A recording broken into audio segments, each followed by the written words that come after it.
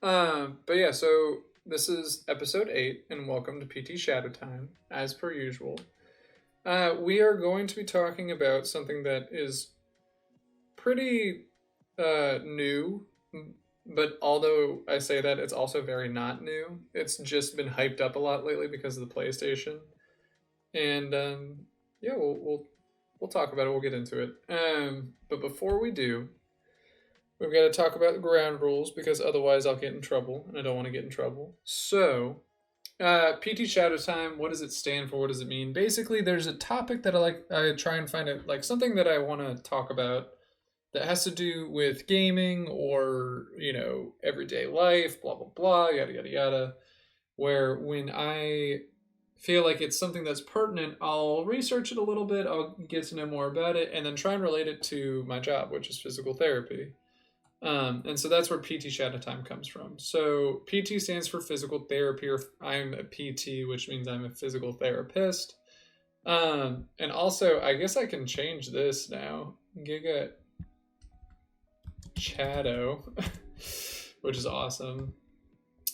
Giga Chado, PT DBT. What that means is yes, I have my doctorate in physical therapy. No, do not call me Dr. Giga. That sounds weird. Dr. Steve sounds even weirder, so don't do that. But anyway, so yeah, we like games. We don't like doing things that are like uncomfortable when we're gaming. So we like to game, and we like to continue to be able to game because games are fun. So how do we be able to do that? We talk about it. That's more or less where I go with it. The biggest disclaimer with this is yes, I am a licensed physical therapist in the state that I work in. No, I do not give professional advice across the internet because a full physical therapy workup is not just virtual, it is also hands on. So while I am more than happy to talk about things and try and help you, if you truthfully want professional assistance, I would recommend going to your physician, or I would recommend going to a doctor of physical therapy who has direct access, which that's a whole other thing. That's what I'm trying to say. If you're actually wondering about something and you don't just want to ask some random guy on the internet, like go talk to your doctor. um, but anyway, if you guys do have questions of your own, please go research it yourselves as well. I am simply offering the best knowledge that I know at the time right now, but this is also for like entertainment value. So it can't all be like the best knowledge. If you guys want your best knowledge, go talk to your doctor, so on and so forth, like I said. So and then, of course, if you're having a medical emergency, call 911 and stop watching the stream. You should not be watching the stream if you're having a medical emergency. Please go get help. That's what I'm trying to say. So what are we doing today? That is the question, and I say this every time. But what are we talking about today? And today we're talking about haptic feedback. So we're going to talk about what haptic feedback is, what it means, really. Like, I think a lot of people hear the term haptic feedback, and I know PlayStation slash Sony is doing this because they think it sounds cool, right? They're calling it haptic feedback. But it really doesn't, it's not as complicated as it sounds. And so we're going to get into what haptic feedback is, what it means, how it's used, all that sort of stuff. And then we'll also be talking about like where it's used in the most like pertinent sense of what we're talking about right now, which is in games. And so obviously, we were just talking about how PlayStation has that in their new PS5 controllers. But I also will want to talk about it in the sense of like your everyday life. I'll give examples of how people use it for therapy, for physical therapy. Um, and then from those different examples, we'll talk about like what my thoughts are really on it. And that's where I definitely want to hear your guys' thoughts too. And so obviously, if this is the VOD, I'll be posting this to YouTube if I can. But please, please, please leave comments, leave questions, leave anything, because I like to talk about this stuff. Don't just think that like this is a one and done. Like, I'm more than happy to research more if you need me to, or like if you need me to point you in the right direction to something, I'll be happy to try to. So this is not just me saying things. Like, I'm more than happy to try and accommodate questions and stuff like that. And so that's kind of where we'll end today. But anyway, the first thing that we need to talk about is what haptic feedback truly is. And so obviously, if you have heard of the PlayStation controller thing, the haptic feedback. Now, that's funny. I don't actually know if it's in the buttons as well. I think it is, but I'm not entirely sure. But the main part, where I feel the haptic feedback is actually in the triggers. And so right now I'm just like clicking the trigger, little ASMR.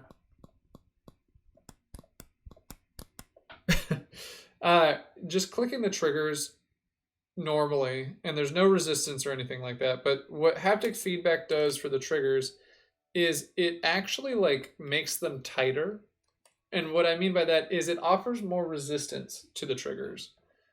And so I know it does the same thing for the bumpers, or like R1 and L1 as opposed to just R2 and L2. I haven't felt it in the joysticks yet. I haven't felt it like in this per se, but I've definitely felt it in the triggers here, and I want to say I felt it in the bumpers. I don't think it's in the touch screen. And then again, I think the buttons do have it, the clear buttons, but I couldn't tell you like a specific time where I felt it. But you can definitely feel it in the triggers most easily. And so one thing that I was going to look into more, because I haven't found anything definitive yet, but because I saw this picture of the N64 controller on here, and it looks like they're trying to say that it has haptic feedback or whatever. I don't think it actually has haptic feedback. I think the feedback that they're talking about is just the button press is their version of haptic feedback, which it technically is. But so what haptic feedback is... Oh, my bad. What haptic feedback is... Oh gosh, I just opened something on my computer. Please don't hack me. Please stop hacking the mainframe. I actually don't know what that was. But anyway. So what haptic feedback actually is according to ultraleap.com, which was just an example. So like the reason I put that there was if you guys want to learn more about it, you can go to ultraleap.com. But according to ultraleap.com, haptic feedback is the use of touch to communicate with the user of the operative system. And so what that means in terms of us, so going back to the PlayStation controller, the use of touch would be you pressing the trigger, pressing the button, that sort of thing. And the way the controller is communicating with you is by saying that, at least in the trigger example, the tougher that the resistance becomes in that trigger, it is communicating to you that there's something happening. And more often than not in the game that I'm playing, so for instance, like FIFA, because we were just, we're talking about FIFA here, the PS5 version offers haptic feedback in the triggers when your players get tired. And so typically what R2 does in FIFA is it makes your players sprint, but as they get tired, it gets harder to hold that button down to the point where when they're out of breath, I've noticed you can't really press the button down anymore, which is amazing in my eyes, because I think that's like so spot on as a feature. It's very cool. And so I don't know if it's like truthfully you can't hold it down anymore, or if it just gets really hard or whatever. I don't know. But so the ultimate point of haptic feedback then in that sense is your sensation of touch is a signal from whatever you're playing or like whatever you're operating to your brain. It is telling you something. And in that example, the haptic feedback is telling you your player is getting tired. I could turn off the screen that I'm playing on. I could totally turn it off, hold down R2 and run around the person in a circle. And without looking at their stamina bar, I could tell based off the haptic feedback when they are tired, because it's getting harder to hold that trigger down. So the point of it is to tell you something via touch. It's a signal via touch, as opposed to vision, as opposed to smell, as opposed to auditory cues, that sort of thing.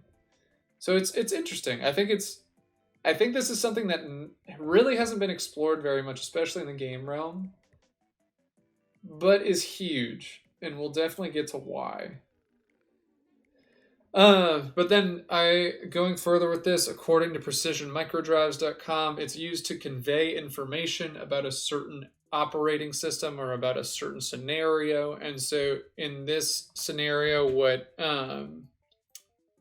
the thing that they're showing is on their wrist there's a button essentially, and so if you're tapping quickly on that button, obviously the thing that you would sense through that button then are like quick vibrations.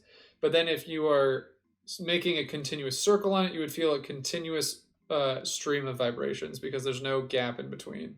And so like you think of like Morse code, for instance, essentially that would be like Morse code for touch. It's like Morse code for Braille, if that makes sense. So for instance, like I think they actually do have Morse code for Braille. And so you would feel that there'd be gaps in the dots in the line. And that would obviously tell you like the break in letters and words and stuff like that. And so it's very similar to that, but obviously they're using vibration there. And vibration's like a very big it's a very common use of haptic feedback, maybe is the best way to put it. So, and then obviously, yes, it's adding another layer of complexion to the immersive environment of something. So for video games, obviously you have your vision of what you're seeing, you have your hearing. They don't have smell yet, which is probably for the best. But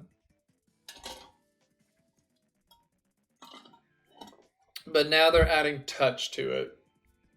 And so I think that's kind of like this haptics, this I use the word tactile, this tactile cueing aspect of sending messages, I really think is way bigger than people understand, especially for games. But anyway, we'll continue on.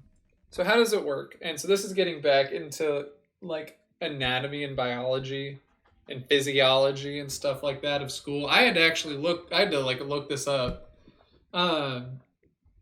But so at least in terms of vibrations is the one I wanted to look up.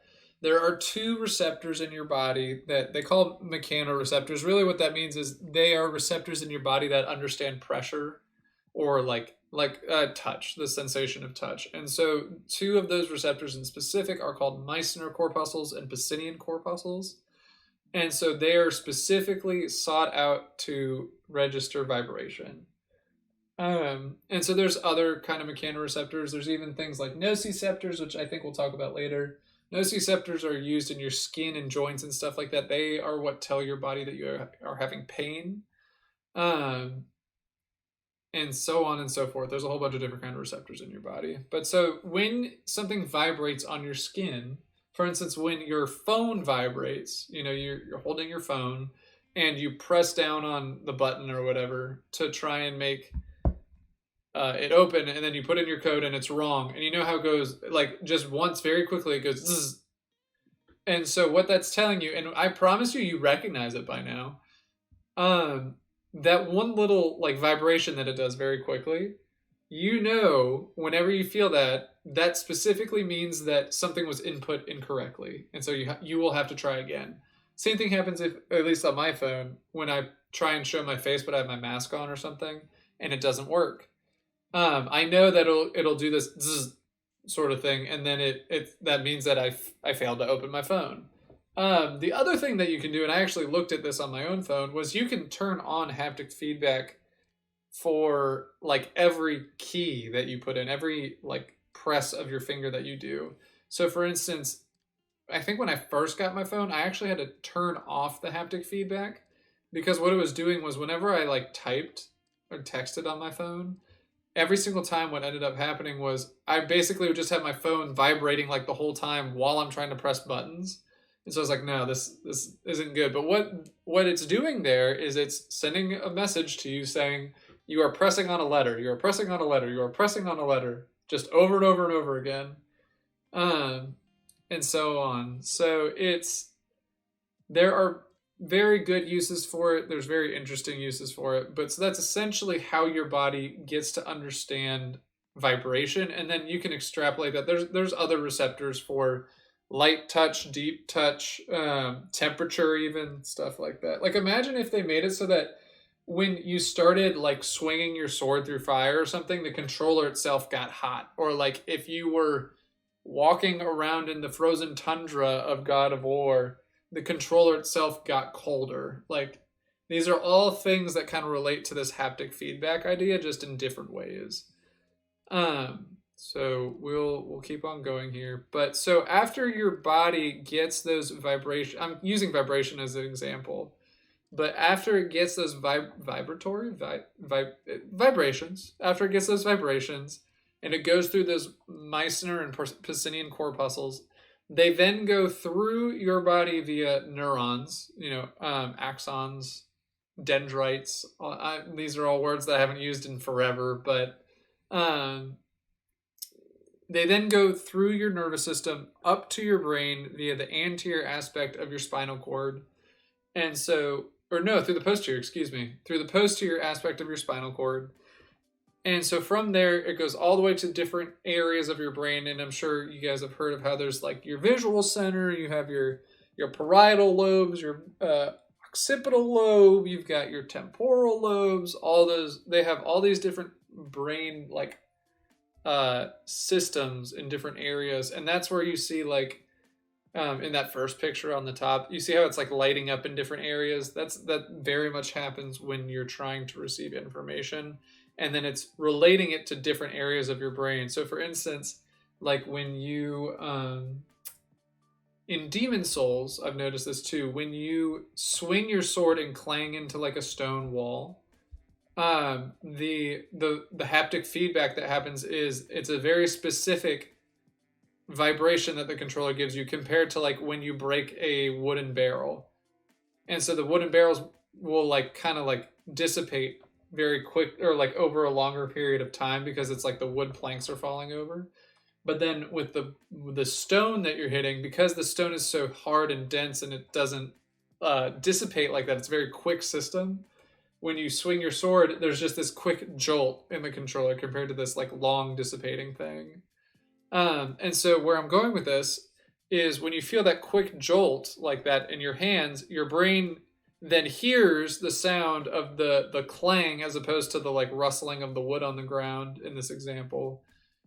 And with that quick clang, your brain is lighting up its temporal lobe with its parietal lobe from the fact that you felt this quick jolt, and from the visual cues that you're getting from seeing the sparks fly because it's like, metal against rock. And so that's where you get this multi-layered, multifaceted organization of systems all lighting up at the same time. And what that means, or like where that goes then, is back down through your thalamus and then back down your spinal cord. And it's like, okay, well, I hit the wall, and so now you're gonna press circle to roll out of the way because you didn't just hit the enemy or something like that.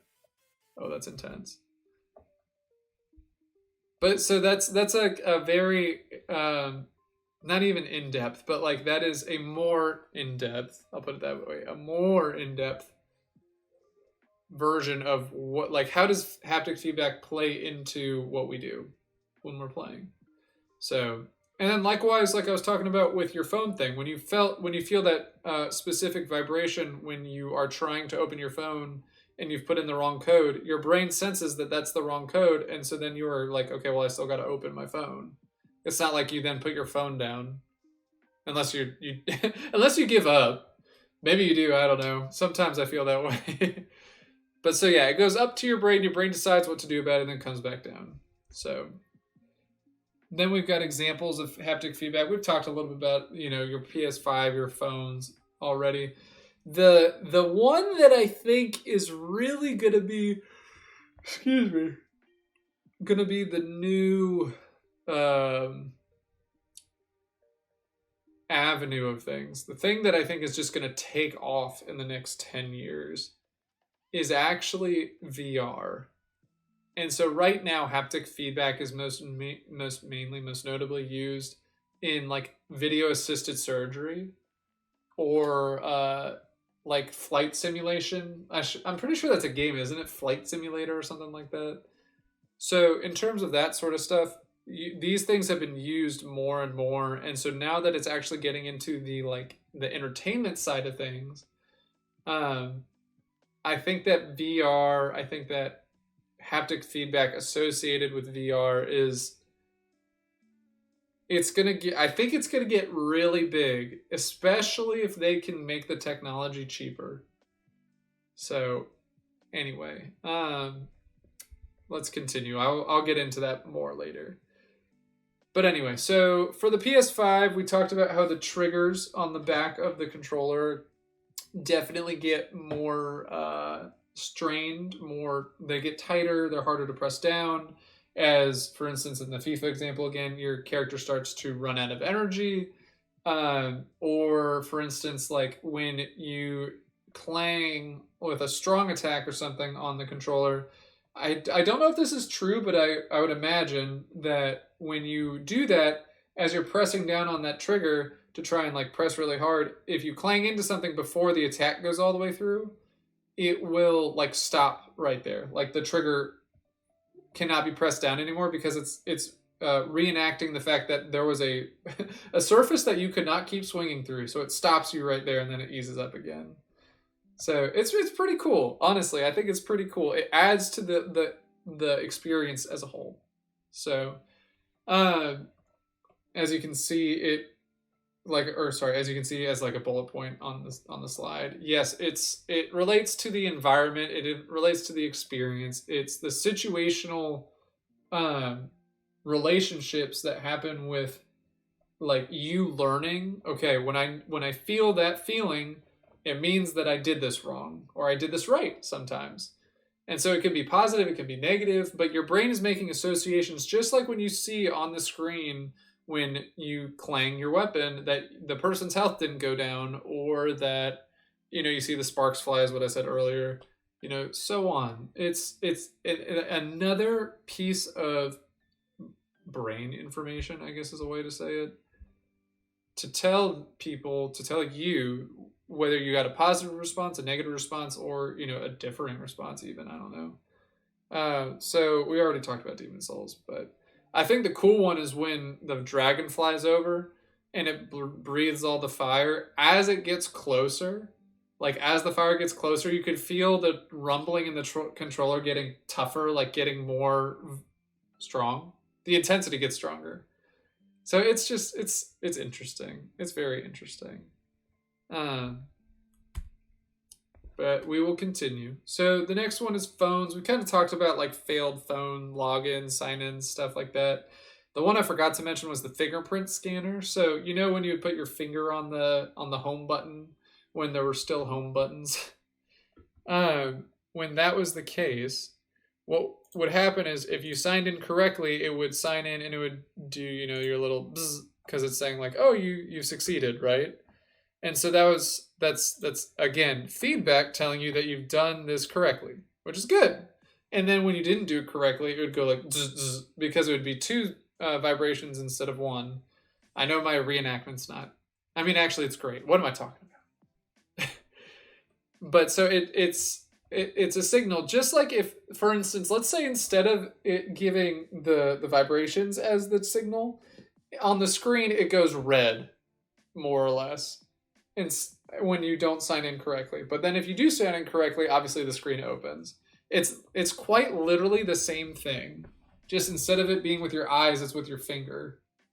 So the big thing that goes with this is because the phones, your controllers, stuff like that, have different the ability to modulate how much vibration, the intensity of it, how long, that sort of stuff. That's really what is taking haptic feedback to the next level right now. Because before, if it was just like, okay, if it wanted to say like one vibration is no, two vibrations is yes or something, that's one thing. But now that it's, it can be little vibrations, it can be strong vibrations, it can be vibrations in different areas of the controller based on whether it's your left hand or your right hand. It gets interesting. It gets very interesting. So we'll continue on. So getting to the video stuff. So whether it's video assisted, guided, any sort of like that surgery or operation, if it's virtual reality oriented, which is really where I want to go with this. I think virtual reality incorporated haptic feedback is like I think that's like what is it, Ready Player One? I think we are getting closer to Ready Player One level of things faster than we might think because haptic feedback is becoming big.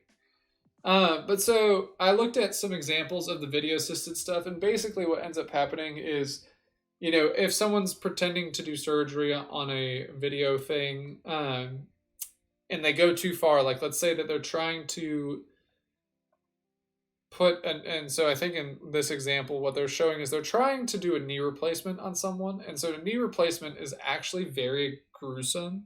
I would not recommend looking up what a knee replacement surgery looks like unless you are not queasy, or what is it like? Unless that stuff doesn't make you very squeamish. If you're not squeamish, that's the word.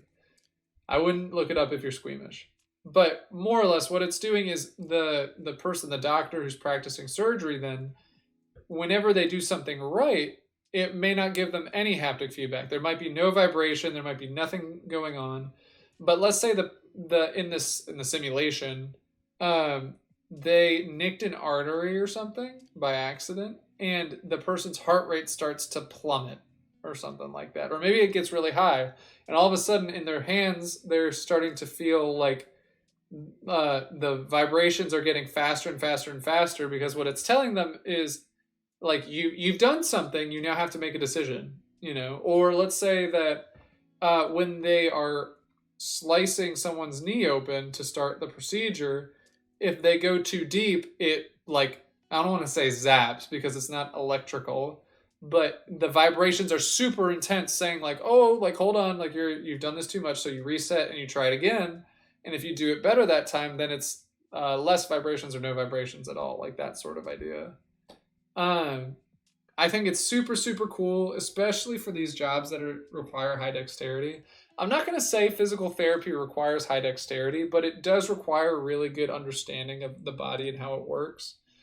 And I do like, there are certain things that do require a lot of dexterity, like mobilizations, and I mean, I don't really do manipulations that often, but the big thing that I do think physical therapists use, honestly, haptic feedback from other people's bodies for is, we call them end feels, but essentially, like, I think the easiest I can't talk.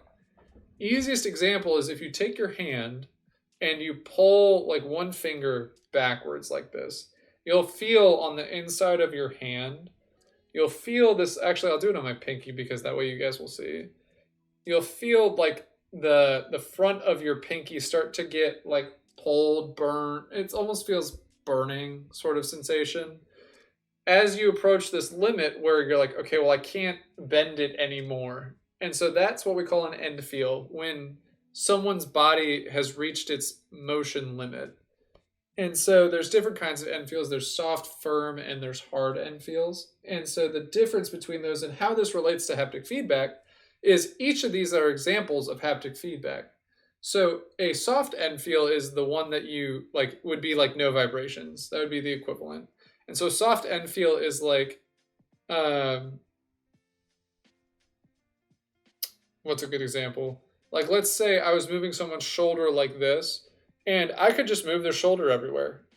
Kind of like, I'm not feeling the shoulder actually stop me anywhere until I get to a certain, other end feel. But actually, a better example would be, let's say somebody had frozen shoulder. And so in frozen shoulder, they can actually move their shoulder, like, and this is actually, it's not totally true. Let's say someone just has a painful shoulder. That's just the easiest way to say it. A soft end feel would be, I could move their arm further. Like, I could move their arm further up like this. I'm not feeling any like physical resistance, but to them, they're like, oh, that hurts, that hurts, that hurts. So there's no physical feedback to say like, oh, their body literally can't move anymore, but their brain is sending signals saying that it hurts. So you stop, like that sort of thing. A firm end feel is this scenario, this example, where it's like you start to feel resistance as you start to go further and further until eventually you can't go anymore. That's a firm end feel where there's it's like the resistance increases because ligaments and tendons and stuff are pulling, and eventually it gets to the point where it doesn't go anymore. A firm end feel or a hard end feel, I think the easiest examples are your elbows. So when you go from you're bending your elbow, this is a pretty soft end feel because what's getting in the way is just like muscle tissue. It's not like there's like a click where you just can't go anymore. But a hard end feel would be like if you make your arm go straight like this. When you get to the end of it, it's not like there's this big stretch or anything, but you let your arm go all the way straight, and then that's it. Like there's no like you can't just make your elbow go like maybe you can, maybe just a little bit more or anything. It's just this hard, firm, like that's the end. It's not going anywhere else. That's what I would associate with like the highest amount of vibration. Because at that point, what you're saying is if you go any further, you're going to damage something. You're going to do something wrong. And so that's what the vibrations would be saying. Vibrations would be communicating like this is too far. This is bad, essentially. Um, we're gonna have to talk later. Family was calling. But yeah, so it's pretty cool, and so that you can imagine. Well, we're going to talk about where else virtual reality could really become big with haptic feedback, because imagine like we'll get to it. We'll get to it. We'll get to it. So what is like? What's the point of this? Why are we talking about this? Where do we go with this? Why is it important? And again, what's my big opinion on why, truthfully, why haptic feedback I think is opening a realm of entertainment that people truthfully don't understand. So, and by understand I mean I don't think they understand how big it's going to make entertainment, and we'll get into this. So some of the things to consider are what's the point of haptic feedback, right? Like what's the point of tactile cueing? What's the point of adding it to your gaming experience, I think is the best way to put it. And so what's the point? Like why are we going to put so much effort into just like having vibrations happen when you do something? And so to me, well actually I'll get into this, but these are the questions that I'm getting into. And so the last one of the purpose is can you actually train someone with vibration or like with tactile cueing, like that sort of thing? So the second thing to consider is not so much like why are we doing this, but what does it do long term? And what does it do short term too? So does haptic feedback do anything to us health wise? Negatively or positively in the short term? Does it make us more cerebrally acutely aware? And what I mean by that is, does it make us? Does it wake us up? Does it make us feel like we can be more reactive? We can be able to analyze situations faster. If let's say you're playing your game and you have haptic feedback on versus not, and then long term, does it actually create better reaction time? I think is the easiest one to talk about. Or does it actually degrade the sensors in your fingers because they're getting overstimulated? And does it actually give us like neuropathy? Neuropathy is like diabetic neuropathy, for instance, is a condition where diabetes is leading to the death of those nerves. And so your fingertips go numb. Does the overuse of vibration and tactile sensation actually make it so we might lose sensation in the long term? So on and so forth. And so the other thing to consider is, for instance, I hear this all the time, but so you guys know the cars nowadays, because like every car now has like a backup camera or something, right? Every car that gets made.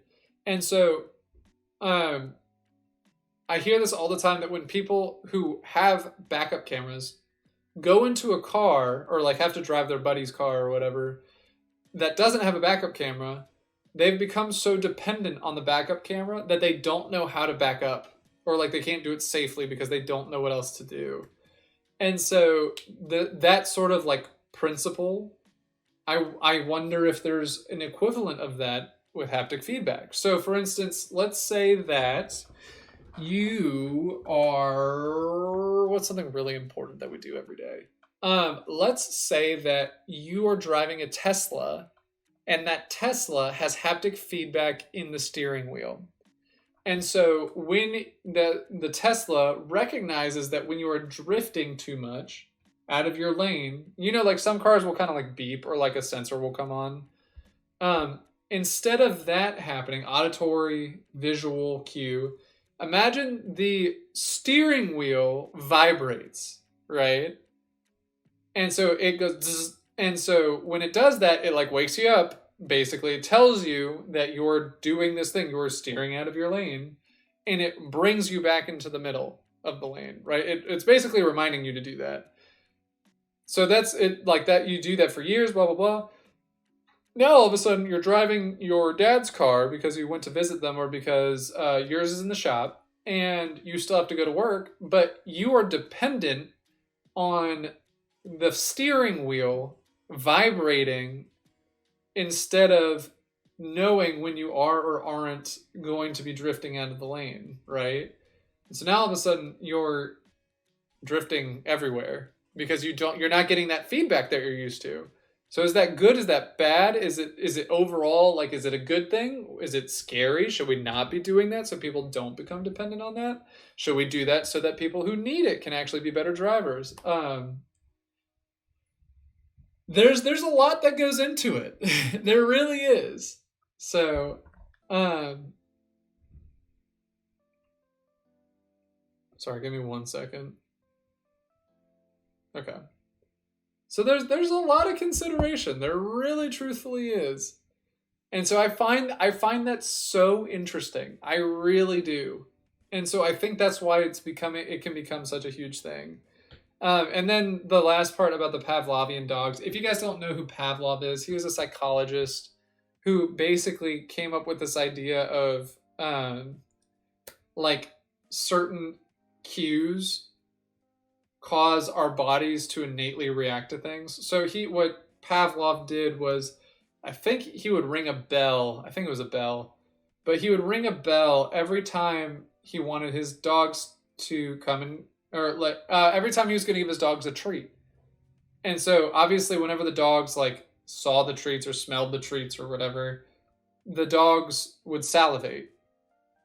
And so, you know, that makes a lot of sense. They see food, they're salivating, their bodies are preparing itself to digest this food that it's about to eat.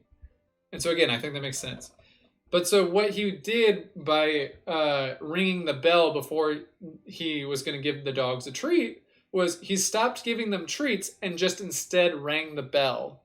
And he went to see if that caused the dogs to salivate. And long story short, it does. And so he used another cue to cause a bodily, like a bodily reflex, a bodily function to occur. So, for instance, you know, like, this has happened to me sometimes. You know, if you've ever played Call of Duty or something, let's say, or you can relate this to any game. For Call of Duty specifically, or Battlefield, it's Battlefield, or maybe it's Call of Duty, it's either one.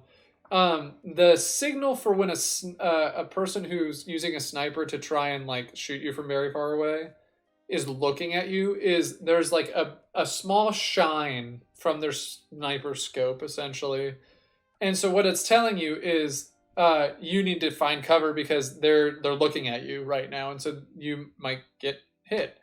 And so when that happens, I'm sure people like react very quickly. The heart rate goes up, like that sort of thing. They go into flight mode, fight or flight. And so it's like, okay, well, instead of that sort of thing, let's say that instead of the shine that you see in the scope, let's say that there's a quick buzz that happens when someone's looking at you in that way. And does your body go through that same response? Or like, let's say that Or actually, a really good example, a really common example is when someone's driving a truck like close to you, around you, and you can't see it or hear it or anything, but the controller vibrates because it's telling you like there's some big moving object near you. That's a very good example. At least I think so. That's a very good example, a very common example of how someone's would use tactile cueing in a game to give you information. Um, and so they could even do it the same way that, like, nowadays they have it so that your right ear will hear something in the game if it's from the right side behind you and left side behind, like surround sound, like that sort of thing. They could do it in the controller too. They would separate it from right hand to left hand to show or demonstrate that the vibrations are coming from your right side, or whatever. You get what I'm trying to say.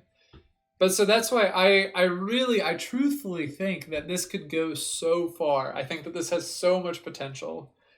Not just in games, but in like therapy and stuff as well. So the last thing that I want to talk about consideration wise are people's health when it comes to haptic feedback, tactile cueing. And so where I go with that, or what I mean by that, sorry, I need to get a drink of water. My lips are sticking together. But I'm enjoying this. I hope that this will help people get an idea of like why this is actually really cool, and ideas for where this could go.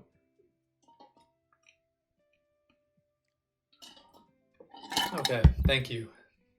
Sometimes Giga's got to drink some too. Drink some water. Water, hydration.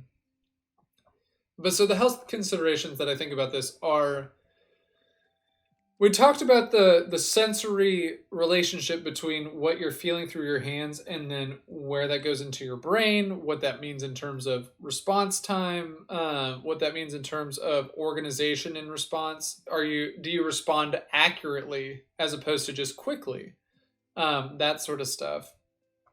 Does it relate to other sensory systems as well? So does practicing or using haptic feedback actually increase your response time to visual feedback? Does haptic feedback use increase your sensory response to other sensations, or does it take away from it?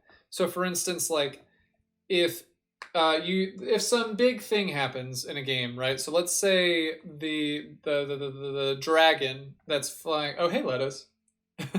Yes, write all this down. They'll be on the quiz. No, um, but imagine, so like an example would be the dragon flies by, right? Dragon's breathing down on the bridge. Blah blah blah. Yada yada yada. Um, and you feel the vibrations in the controller. You you see the fire obviously being breathed down on it. But let's say that you feel the vibration of the dragon in the air before you can. Sorry, I got to make sure I get that too. You feel the vibration from the air of things before you see the dragon actually land, and that, let's say, like, that's just part of the game, right? Also, Halpin, thank you for the follow, even though I think that's another account that you've now made, or you just keep changing. I don't know, but thank you. I hope that you're enjoying this stuff. But so the fact that now you are focused on feeling the vibration before, because you can't see the dragon first. You can feel the vibration from when it's flying down. So you now are focused on feeling the vibration in the air in your controller before you are looking for the dragon. So now you are focused on the tactile cue, not the visual cue. Like, how does that relate to brain health altogether? Are people going to become more dependent on tactile cueing at that point, or is it just like, does it help all of your sensory organ relationships? So is it good, is it bad? We talked about it with the car thing earlier, so on and so forth. My third account, because you forgot your password. Happen, write it down on your phone, man. That's what I do. I have so many passwords in my phone. I shouldn't have said that out loud, but I did. That, like, Just keep it, write them down in a notebook or something. I know that's what people used to do. I actually still do that a little bit. But so, um, we talked about those sorts of things, and then oh, you have a new phone. Hey, congrats on the new phone. What phone did you get, if you don't mind me asking? I heard the iPhone 13 is like wishy washy. I don't know, but regardless, so the last thing that I think this is like the biggest part that is good and bad and just makes my skin crawl a little bit is why stop haptic feedback with your hands? Like why not make foot controllers or foot sleeves or foot whatever, right? Um, or leg sleeves or shoulder sleeves or a chest wrap or whatever, so that when certain things happen in a game, it makes like you feel the vibrations through your chest and your back, or you feel when you clang that sword in Demon Souls against rock, you feel that vibrate all the way up your arms into your shoulders. Like, can you imagine how immersive that would be, right? And so that truthfully is where I think the I don't want to say the future, but like there's so much to unlock with that. Truthfully. Also, this is getting a little hype, so we're gonna skip that. Galaxy S20. There's a S20 now? I had the S2 back in the day. Dang, man. Well, congratulations. That's very exciting. How gross is a foot controller? Well, I certainly wouldn't want to touch a foot controller with my hands. I'll put it that way. I think that's about as like simple as I can make it, right? um, but so seriously, that's where I feel like the the the the most unlocking of this realm can go. Truthfully, I really feel like spreading this to past your hands is really where this could get huge. I really do. I really do. And if it ever becomes really big, I'm just saying, if haptic feedback ever becomes so immersive that it's not just a hands-on thing, it's like a more of a full body experience in any way. I want you to come back in my stream. I want you to message me in the Discord. I want you to do whatever and let me know that I was right. No. But let me know that I'm not just saying this, that it's actually happening, cuz I think that'll be super super cool. But anyway, guys, we're almost done. We're almost done. But the last thing I will mention is what, from a physical therapist, a doctor of physical therapy standpoint, and I don't like using that, but like with the knowledge that I have, what does it mean to me?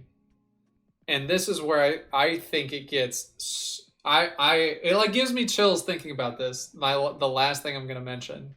Um, but I personally think of things as a long term.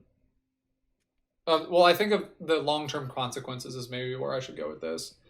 So, long term, the things I want to know are: does utilizing haptic feedback, tactile cueing, only become important for tactile cues, or does it expand into other scenarios? Does it expand into helping with visual things? Does it help with generalized reaction time? Does it help with not just sensory reaction time, but physical reaction time? So not just like something flashes on the screen and your mind sees it, but like then responding to it.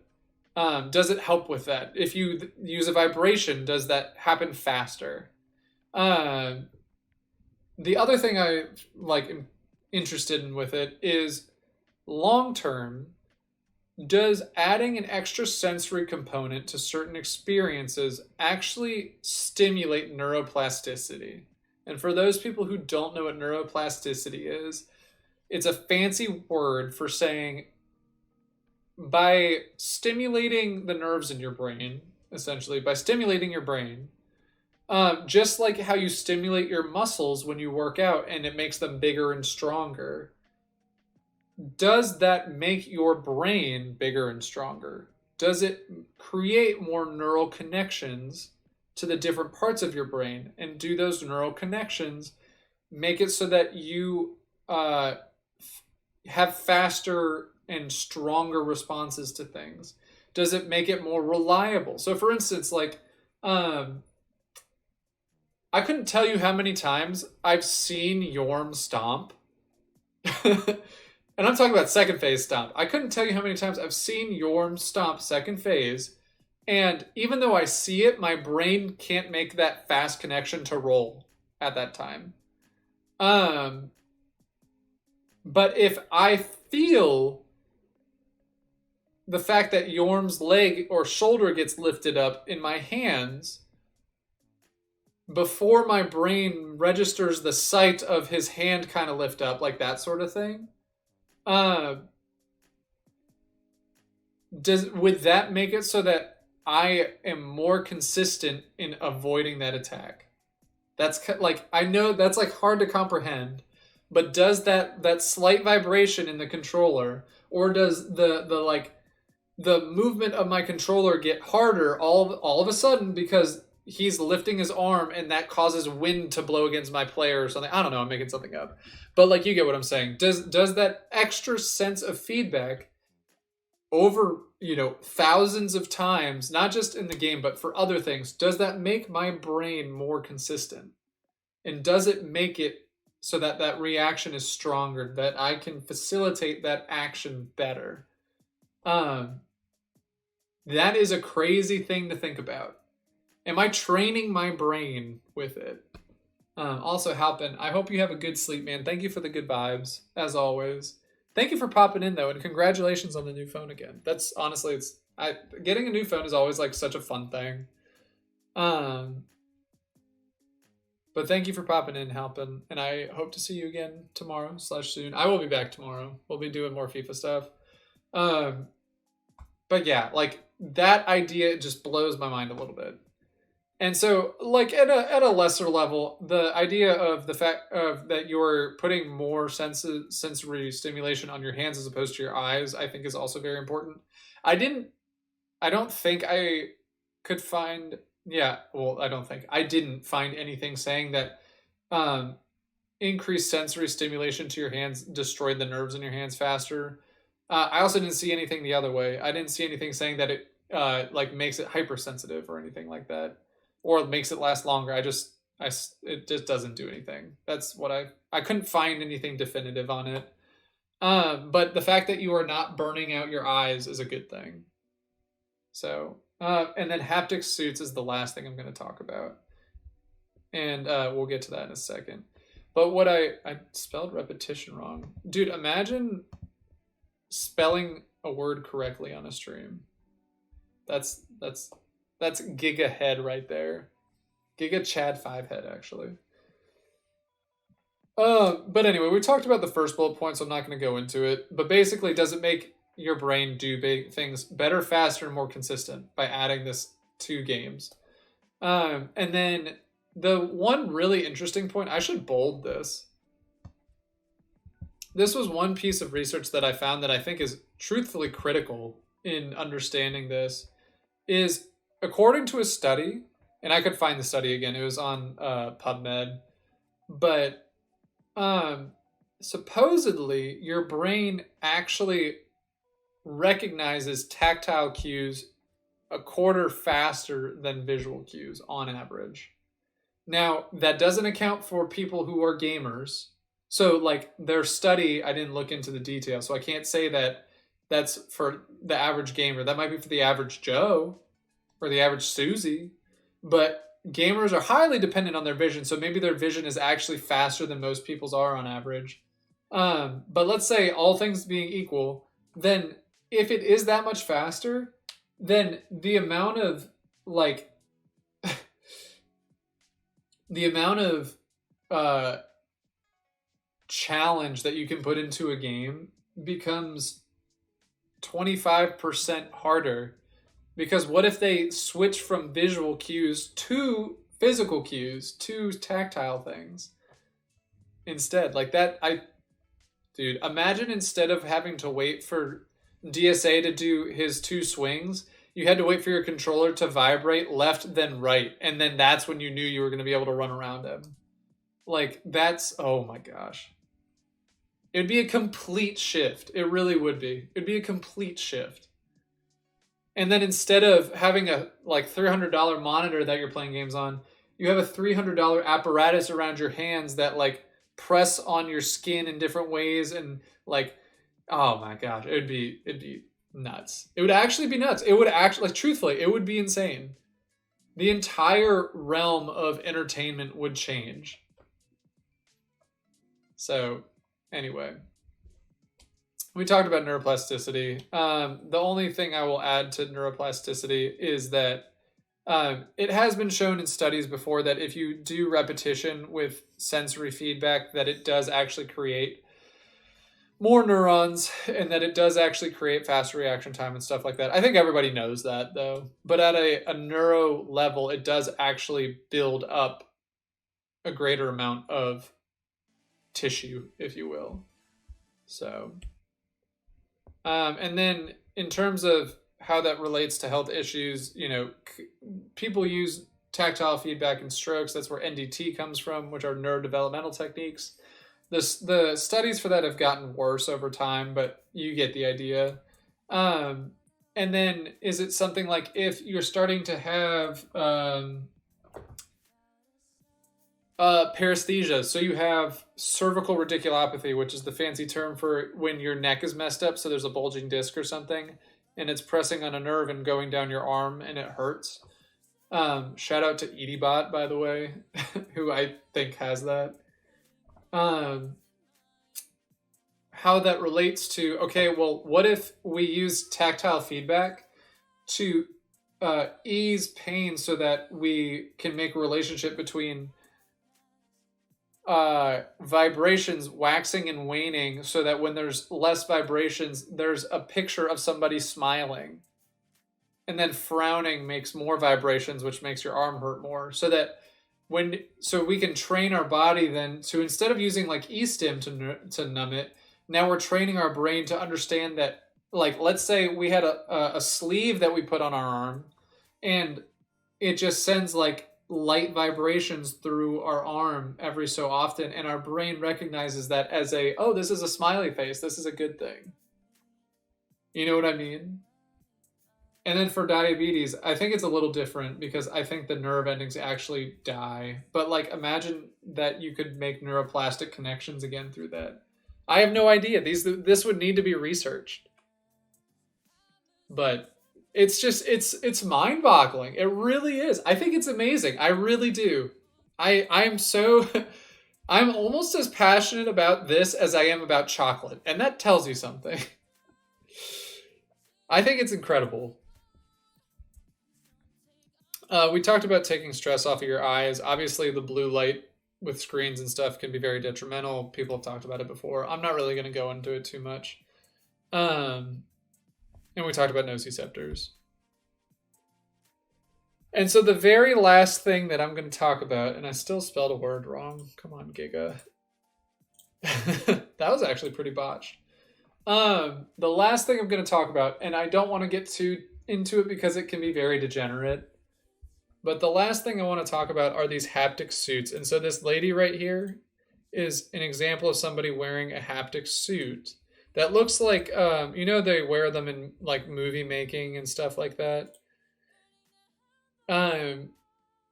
What a haptic suit does is there's sensors in it that all throughout it can cause tactile interactions.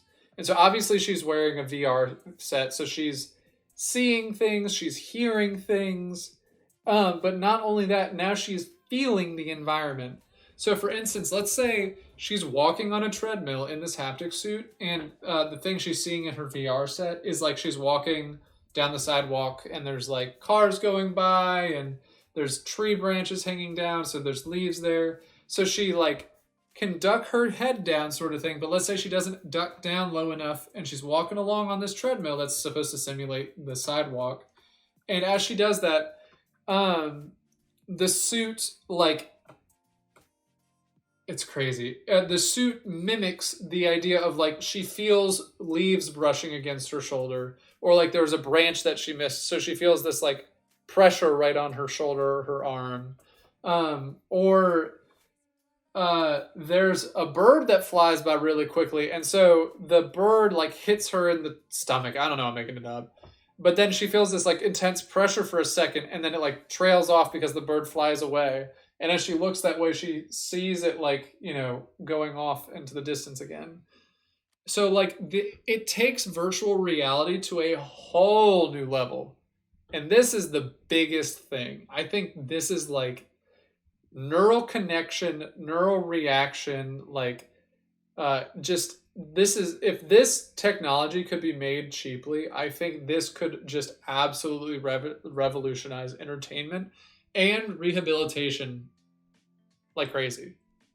Specifically for neurological rehabilitation. For orthopedic, maybe not so much, but um, it's just the thoughts and the implications are endless. They really are to me. And so I think where this goes the most is the degenerate way.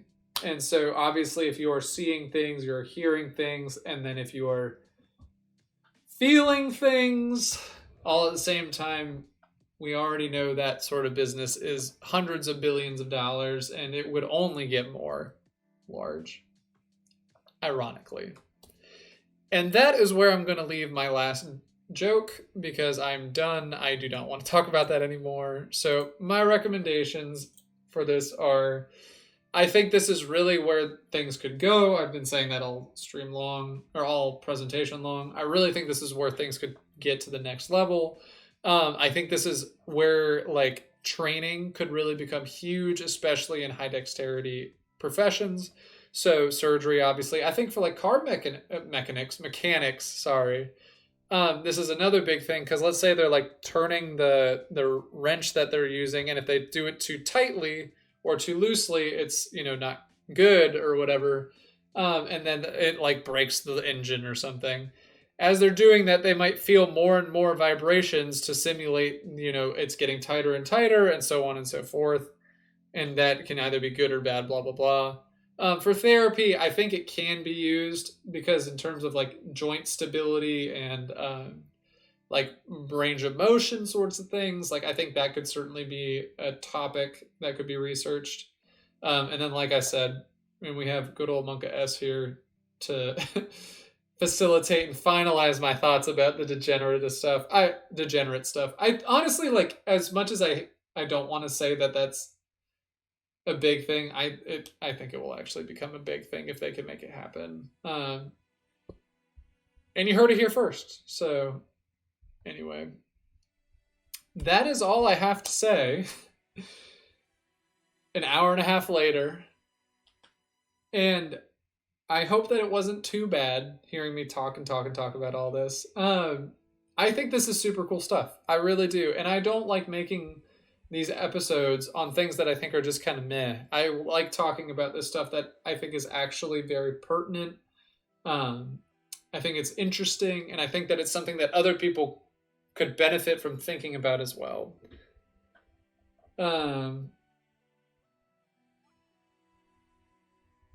So I'll stop there. Really, I think that's the last thing I needed to mention. So thank you guys for listening. Again, I know that I'll make a VOD about this, so please, if you want to leave comments on the video, I'll try and get back to them, or I'll make videos about them too. If you guys want further videos on that, I can do more research to talk about. Maybe that haptic suit is actually more in depth than we know. I supposedly it's called like Tesla suit maybe was one company that made one, and it whatchamacallit, it like I think it was $20,000.